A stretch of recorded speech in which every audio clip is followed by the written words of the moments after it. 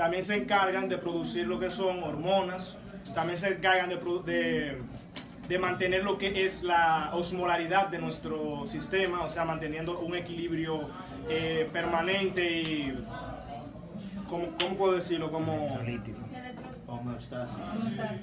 en un estado de homeostasia, sí, eso mismo.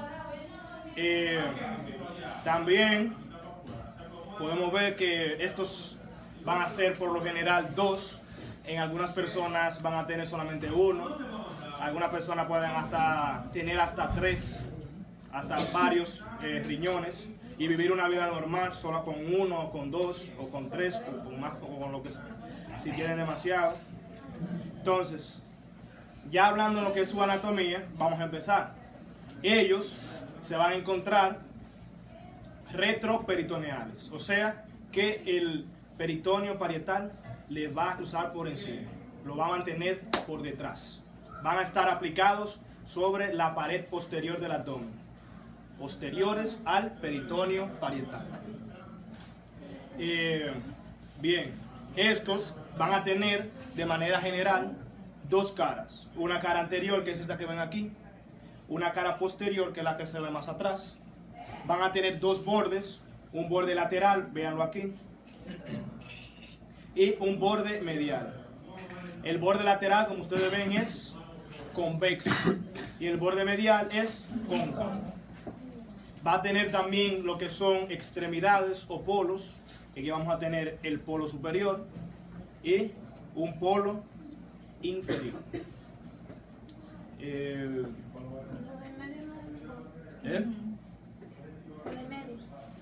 No. Los polos van a ser las extremidades, como la parte más distal de su punto céntrico. ¿Entienden? Entonces, ¿qué más le puedo decir? Algo general.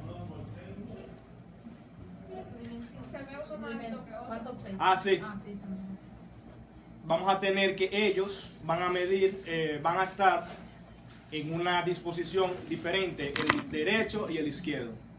El derecho se va a encontrar más inferior, un poco más inferior, debido a la presencia de un gran órgano aquí encontrado que se va a llamar el hígado. El hígado lo va a descender un poco. Y el izquierdo va a estar más elevado, o sea, más hacia arriba, más superior. Más adelante les voy a explicar específicamente dónde es que cada uno de ellos se encuentra. Entonces, empezamos. Lo primero que vamos a ver son los medios de fijación. ¿Qué estructuras mantienen al riñón en esa posición donde está? La primera que vamos a mencionar son estos. Vasos renales. Vasos renales. Ellos tienen una pequeña función de fijación, no muy importante tampoco, pero ayudan a mantener el riñón en su lugar. Ellos se van a extender desde medial a lateral, como ven, y de superior a inferior. Se extienden de medial a lateral y de superior a inferior. Y ayudan a mantener al riñón en su posición, además de brindarle su irrigación y su drenaje. Su función de fijación no es tan importante, ya que más adelante vamos a ver las demás. Entonces, el segundo medio de fijación va a ser lo que llamamos fascia renal. Un condimán, a ver si se observa. Señora, deme una mensaje. ¿Tiene que hacer?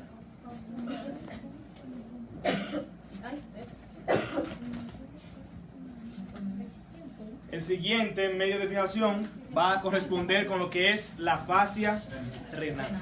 La fascia renal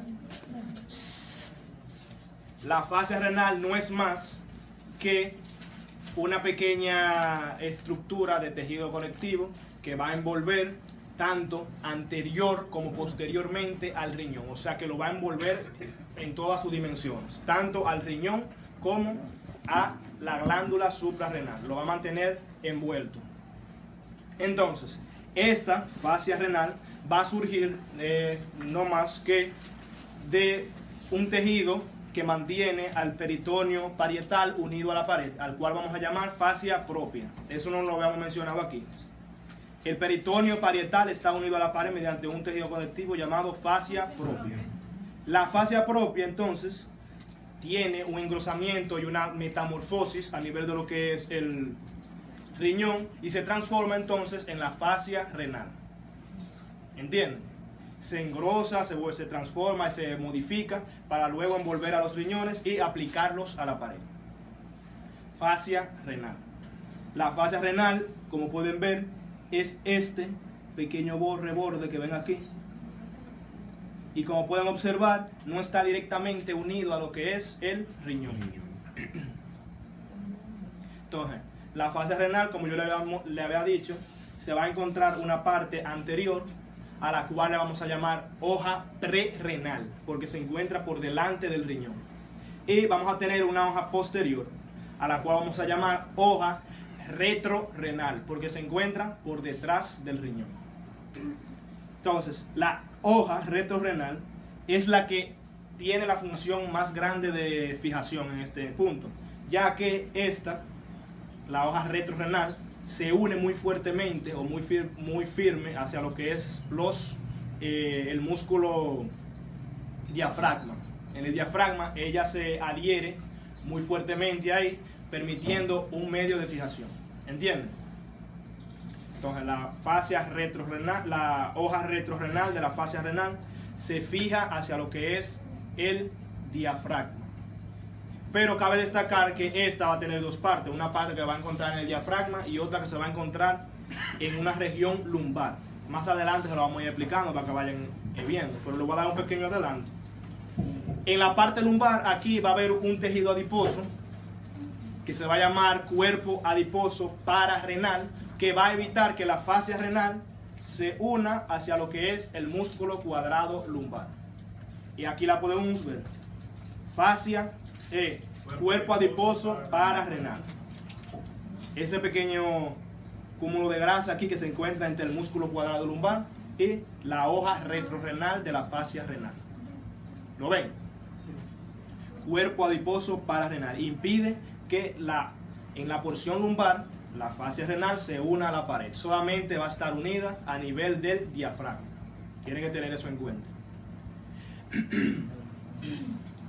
Entonces también podemos ver que la fascia renal, ella se extiende, vean, hacia lo que son los vasos prevertebrales, uniéndolos también, la fascia renal, hacia los vasos prevertebrales, uniéndolo con una cápsula que recubre los vasos sanguíneos prevertebrales. Entonces, ya salimos de lo que es la fascia renal. Nos vamos entonces a otro medio de fijación, que se va a llamar cápsula adiposa. A veces hay una... Ahí mismo, a ver. Aquí mismo podemos hacer. Entonces,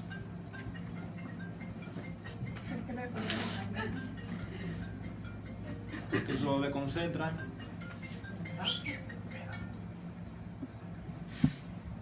Entonces, tenemos lo que es la cápsula adiposa, que es otro medio de fijación. Y es la que se va a encontrar entre lo que es el riñón y la fascia renal. La fascia renal va a contener la cápsula adiposa y el riñón. ¿Entienden? La cápsula adiposa se encuentra entre el riñón y la fascia renal. El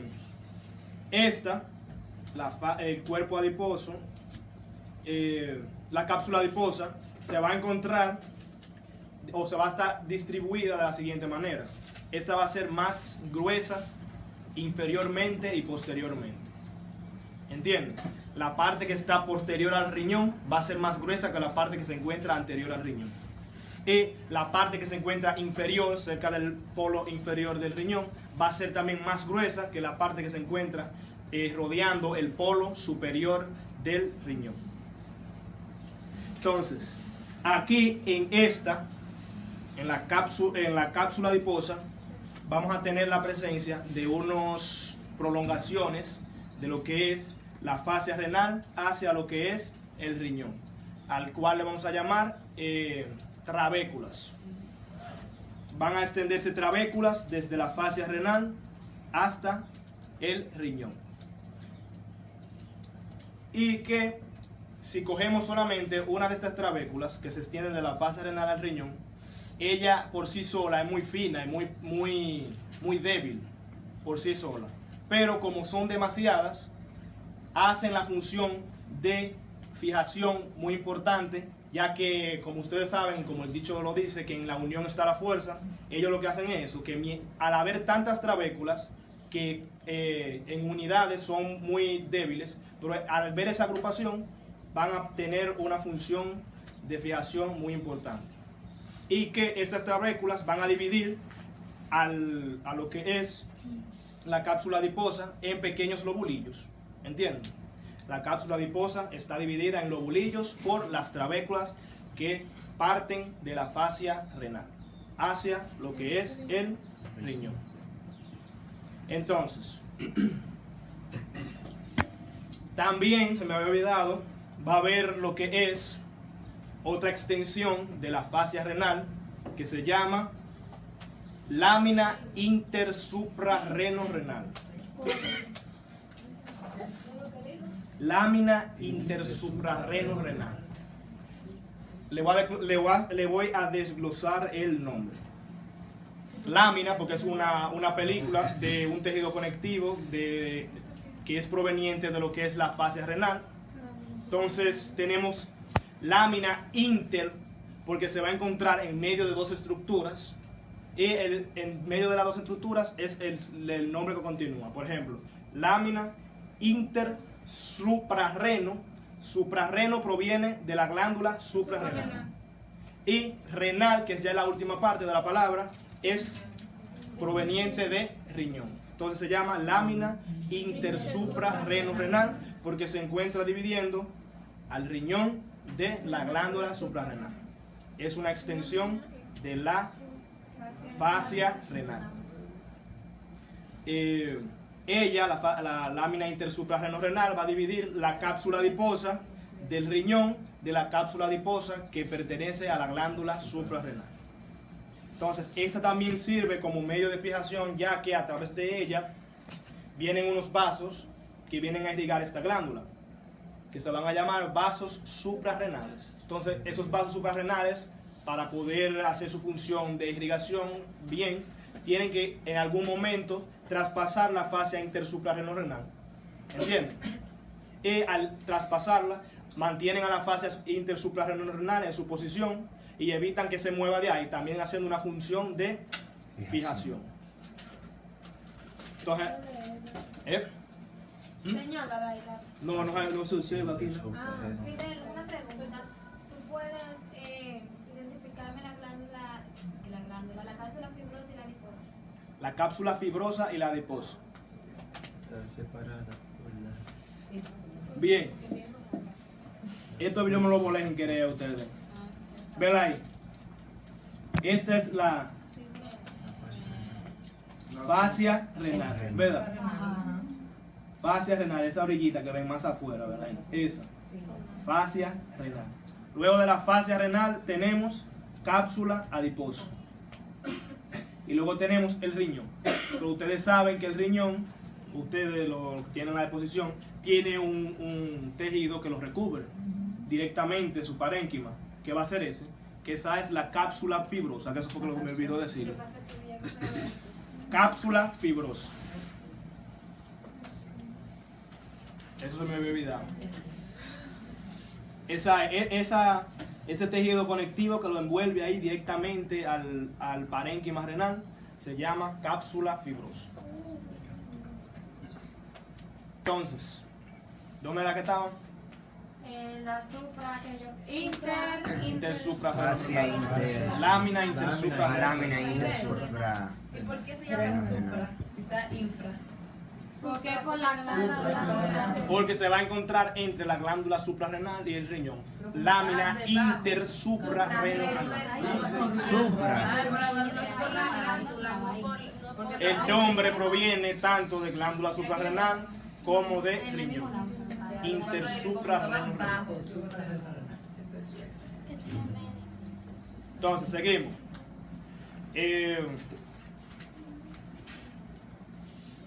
Ya, yo creo que acabamos con los medios de fijación.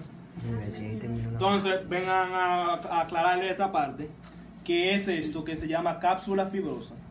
Las trabéculas que vienen desde la fascia renal, es ahí que se unen, en la cápsula fibrosa, que en sí forma parte de un pequeño tejido conectivo que envuelve directamente al parénquima renal. La trabécula no se ve. No se observa porque son muy finas, muy Son microscópicas. entonces, al haber muchas, por eso que es un medio de fijación. Tiene que tener eso en cuenta, que el doctor luego pregunta mucho. Ay, Dios. Entonces, luego de lo que son los medios de fijación, que esos son ya los más importantes, nos vamos ahora a las relaciones y sus caras. Ay, Riñón es más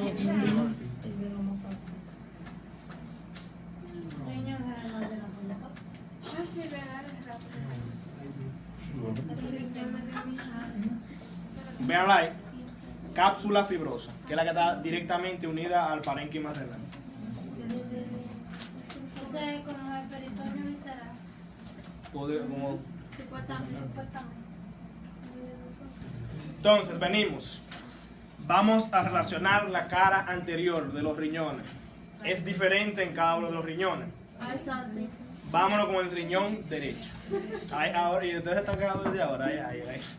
¿Cómo que desde ahora? ¿Qué más? Tú vas a ver después. Peritoneo parietal. Seguimos. Cara anterior, riñón derecho. El riñón derecho se va a relacionar en su polo inferior con lo que es la flexura cólica derecha o ángulo hepático del colon. Más hacia arriba se va a relacionar con la segunda porción del duodeno. Ahí muy bien se ve. Segunda porción del duodeno y la fascia de Treitz. Fascia de Treitz.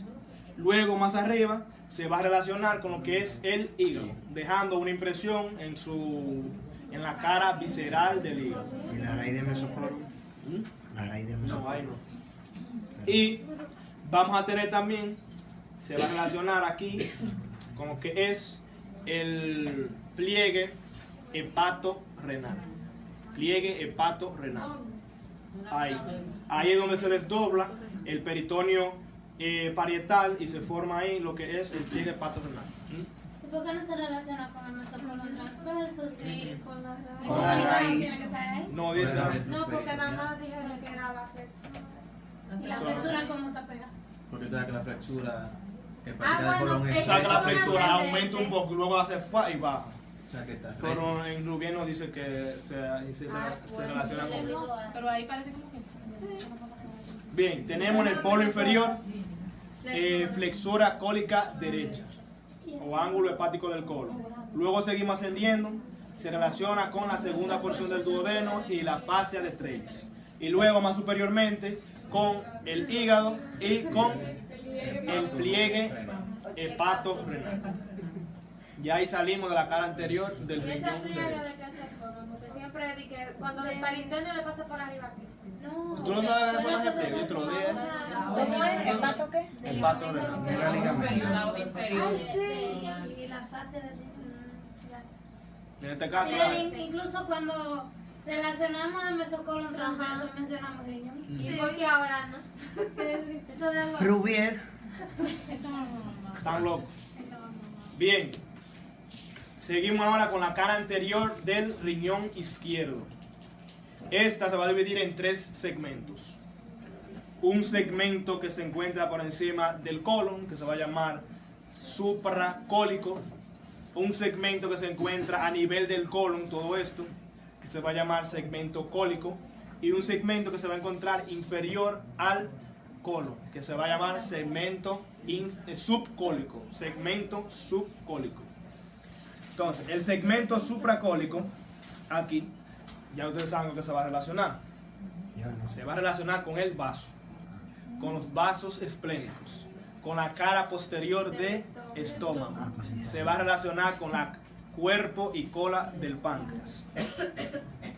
Beltrián. Ya eso él ayuda, él es el fondo de lo que es esa parte del triángulo gástrico del riñón izquierdo. Entonces seguimos, el segmento cólico se va a relacionar con colon transverso, colon descendente y el flexura. La nota no se oye bien después, dejen de estar murmurando. Espera que ahora mismo tranquilo. Flexura. Esplénica, No, esplénica. flexura. Eso. Es que me trabeo cuando me interrumpen. ¿Qué sé yo? El ángulo esplénico del colon. Entonces repetimos. La porción cólica de la cara anterior del riñón izquierdo se relaciona con colon transverso, colon descendente y con el ángulo esplénico del colon o flexura cólica izquierda. Entonces nos vamos ahora con el segmento subcólico que se encuentra por debajo del colon. Y ahí se va a relacionar muy fácil. Asas intestinales. Asas intestinales delgadas. Entonces ahí ya acabamos con lo que es la cara anterior. Nos vamos ahora con la cara posterior. Como yo le había dicho, la cara posterior se iba a unir a través de lo que es la fascia renal hacia lo que es el diafragma. Por lo tanto, la cara posterior del riñón se va a dividir en dos segmentos, en ambos, en el derecho y en el izquierdo. En un segmento diafragmático que queda superior y un segmento lumbar. El medio de fijación a este punto sería el segmento diafragmático. ¿Entienden? El segmento lumbar de aquí en abajo no hay medio de fijación, ya que se encuentra el cuerpo adiposo pararrenal y impide que haga contacto directo con la pared posterior. Entonces venimos. El segmento superior o diafragmático se va a relacionar con lo que son el diafragma, obviamente. Pero a través del diafragma se va a relacionar con lo que es el receso, vámonos por orden, con el receso pleural costo diafragmático. O sea, la parte de la pleura que desciende a través de entre el diafragma y la parrilla costal.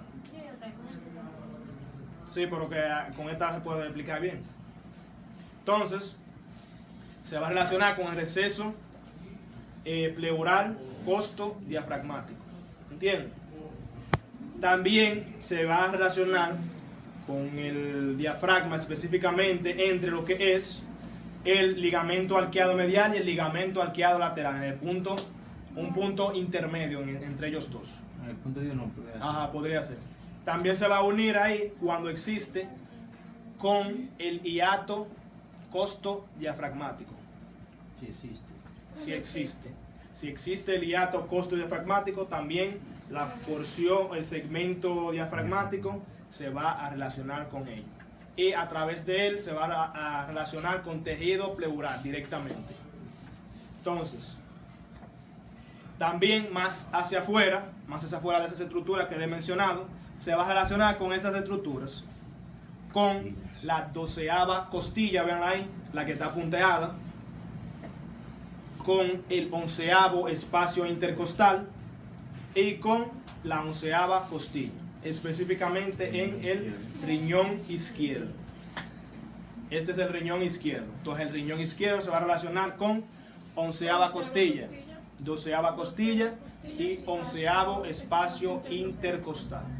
No pasa lo mismo con el riñón derecho porque se encuentra más descendido o más hacia abajo. Se va a relacionar con la 12ª costilla y con el 11º espacio intercostal.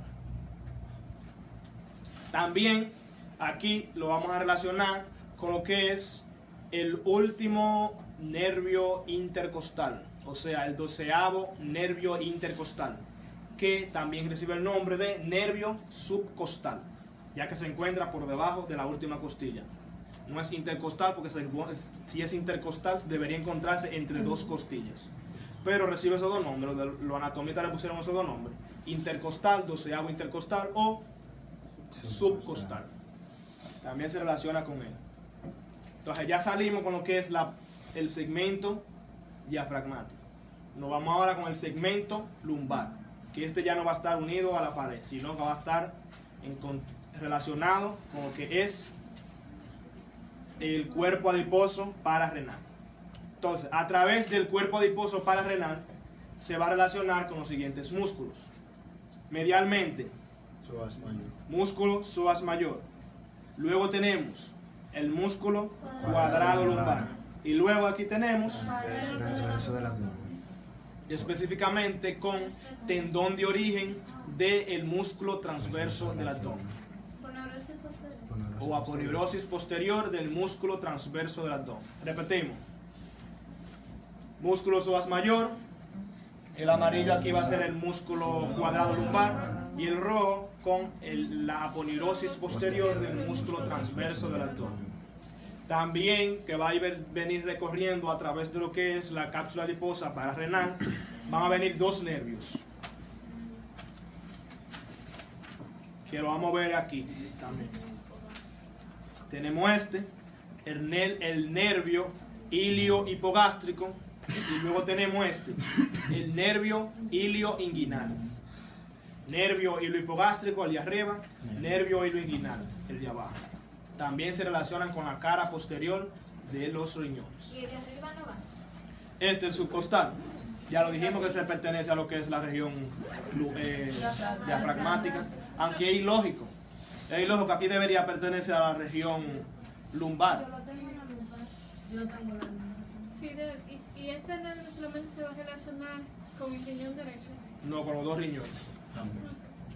Entonces, Fidel, ¿qué tú nos recomiendas? Yo lo pongo ahí ya porque en teoría a mí me lo dieron así, que era aquí en la región torácica. Y diafragma. Diafragmática, región diafragmática, ya. La región diafragmática. Aunque técnicamente tú estabas señalando el toro. Ese es el pulmón. Aunque lógicamente debería pertenecer a la región lumbar. Entonces seguimos aquí. También se va a relacionar con este triángulo que tenemos aquí. ¿Alguien recuerda cómo se llama? Lumbo costo abdominal. Triángulo lumbo costoabdominal o triángulo de Greenfield. También se relaciona con esta parte.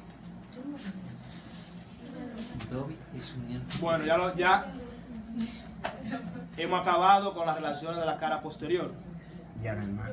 Tienen que tener en cuenta segmento diafragmático, que da arriba, y el segmento lumbar. Es a través del segmento diafragmático que la fascia renal en su hoja retrorenal se une a la pared.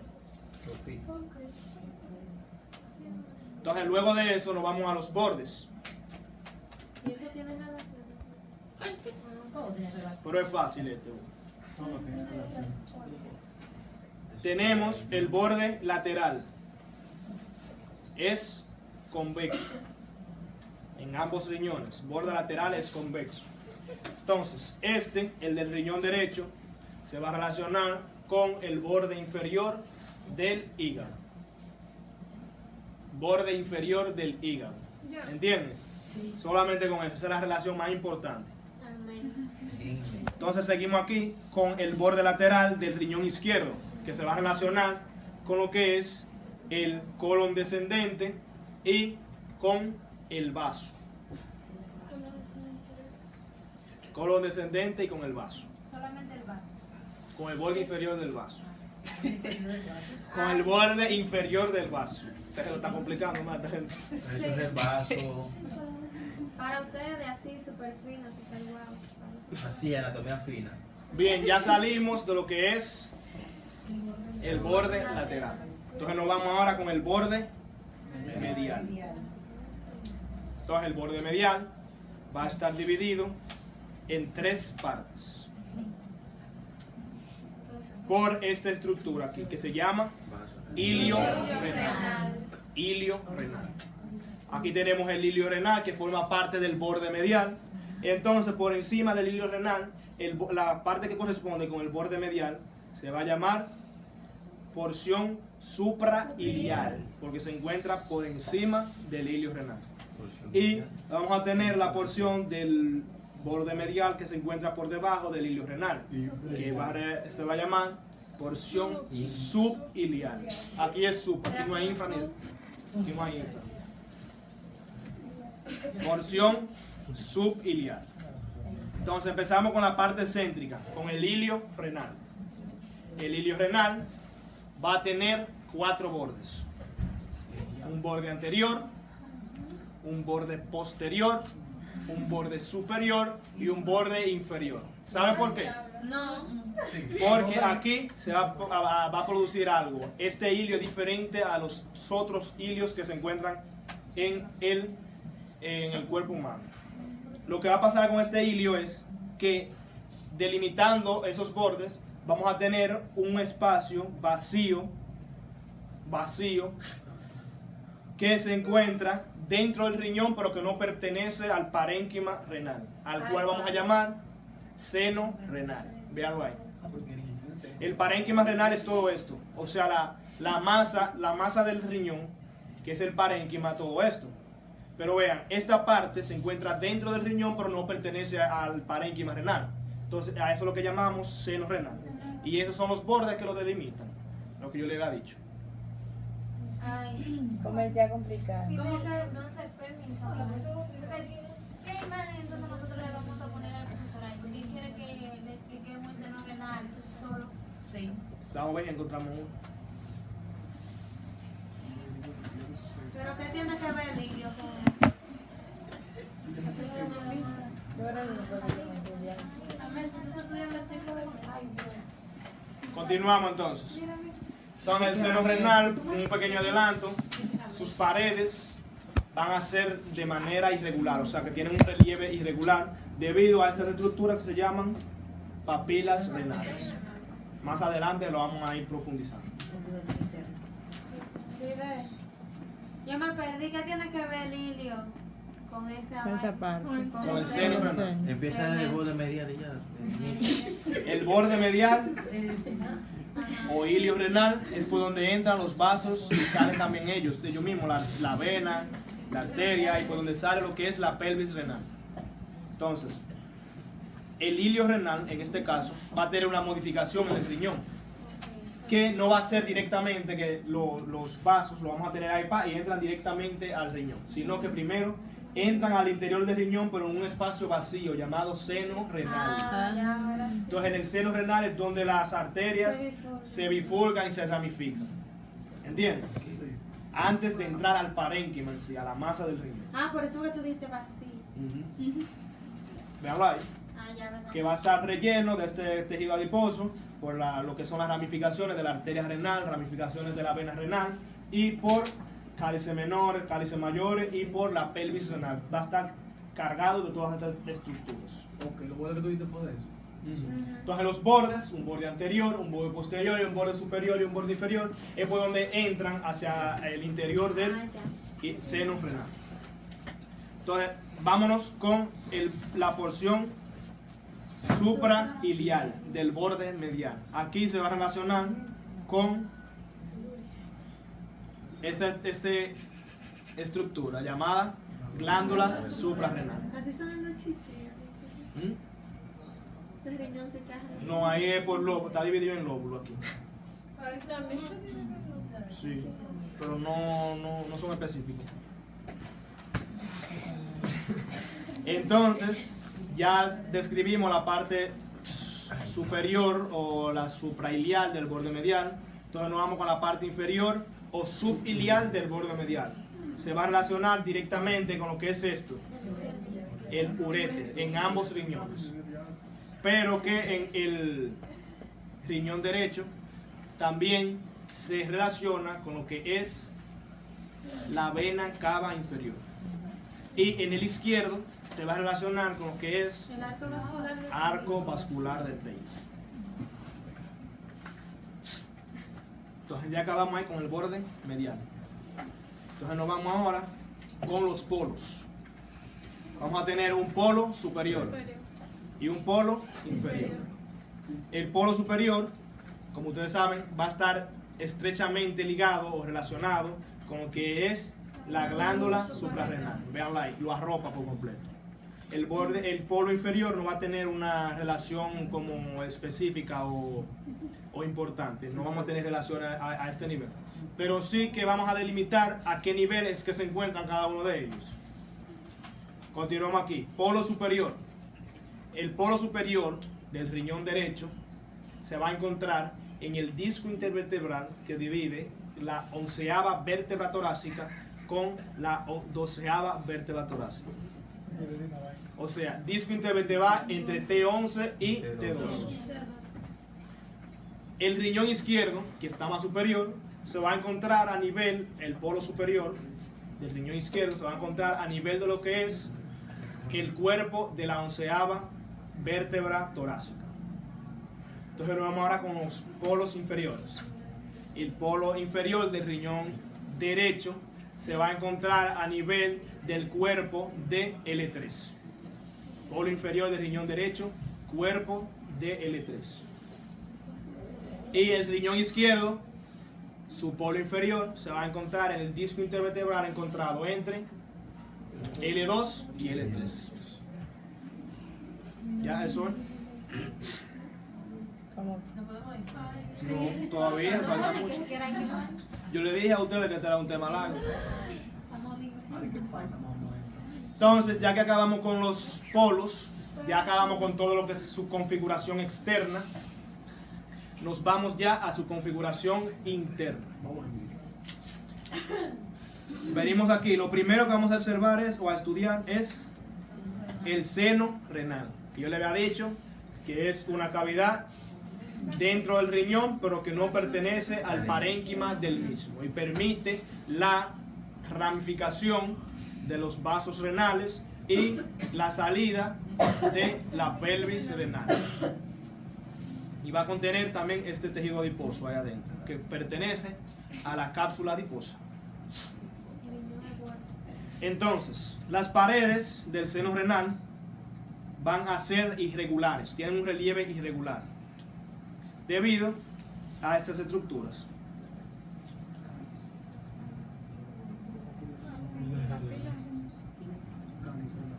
Papilas renales. Esto se llaman papilas renales. Las papilas renales no son más que el vértice de todo esto, que es la médula renal. La médula renal también puede ser llamada pirámide renal. Tienen un vértice y una base. El vértice sale del parénquima, se proyecta hacia el interior de lo que es el seno renal y ahí se va a llamar entonces su vértice papila renal. Tienen que tener siempre eso en cuenta. El vértice de la pirámide renal, el vértice de la pirámide renal se va a llamar papila renal y se encuentra ya fuera del parénquima renal. ¿Entienden? Entonces aquí en el vértice de la papila renal vamos a encontrar una pequeña área llena de agujeros, a la cual vamos a llamar zona cribosa. En la zona cribosa es por donde van a drenar lo que son los túbulos colectores. Ustedes saben cuáles son los túbulos colectores. Ellos vienen aquí y drenan ahí. Entonces la orina viene desde la médula renal, papila renal, caen directamente entonces luego hacia lo que son los cálices menores. ¿Sí? ¿Van entendiendo? Entonces, las papilas renales van a estar en un número de 4 a 20. El rango puede ser de 4 a 20 en cada riñón. Pero lo más común que se encuentra siempre es que hayan de 8 a 10 papilas renales. De 8 a 10 papilas renales es lo más común, pero el rango puede llegar hasta haber solamente 4 o hasta puede llegar a haber 20. También las papilas renales, pueden ser simples o compuestas. Aquí en este ejemplo están viendo una papila renal simple, en la cual solamente drena una sola pirámide renal. También hay papilas renales compuestas, en las cuales dos médulas renales se unen y las papilas renales drenan, una papila renal drena de dos pirámides. Y son más grandes, son como más ensanchadas. Esas son las compuestas. Entonces ahí ya acabamos con esto. Entonces seguimos con lo que es el parénquima renal. La dejamos hasta aquí entonces, ya dejamos la clase después. No. Pero son las 3 ahora. Falta mucho todavía. Sí. Sigue, Y la 3 todavía. Entonces tenemos aquí el parénquima renal. Ya no estamos hablando de lo que es el seno renal, sino ya la masa, las células que conforman el riñón. Aquí vamos a tener dos partes principales. La médula renal, ¿la ven? La médula renal, que corresponde con lo que se llaman las pirámides renales. Y vamos a tener la corteza renal, que es todo esto. La médula renal, también llamada pirámide renal, como ya hemos dicho, tiene una base que queda en el interior del parénquima y un vértice que sobresale del parénquima hacia lo que es el seno renal, haciendo que sus paredes sean como un relieve irregular, con subida y bajada por la existencia de ella misma. También tenemos la corteza renal, que se va a dividir en dos partes. La corteza renal per se, que va a dividir en la base de la pirámide renal per se en sí, que va a dividir la base de la pirámide renal de la superficie. La va a dividir, ¿entienden? Se va a encontrar entre medio de la superficie del riñón y la base. Pero que también la corteza renal tiene unas proyecciones que se van a llamar columnas renales, que se van a encontrar entre dos pirámides renales. Esto es una columna renal, esto es otra columna, esto es otra, y así. Ya ustedes saben. También podemos dividir esto en lóbulos. Un lóbulo no es más que va a estar comprendido con una pirámide y con la porción de la corteza que le corresponde. Por ejemplo, tiramos una línea que va así hasta el exterior y tenemos otra línea que va hasta el exterior. Aquí tenemos entonces corteza y médula. Vamos a tener un lóbulo renal, que a veces se hacen hasta pliegue en el exterior del riñón, de esa manera.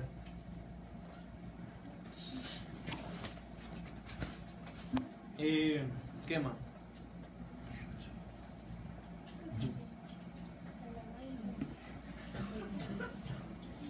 Yo creo que ahí acabamos con lo que es las estructuras que corresponden en sí al riñón. Entonces nos vamos con su irrigación.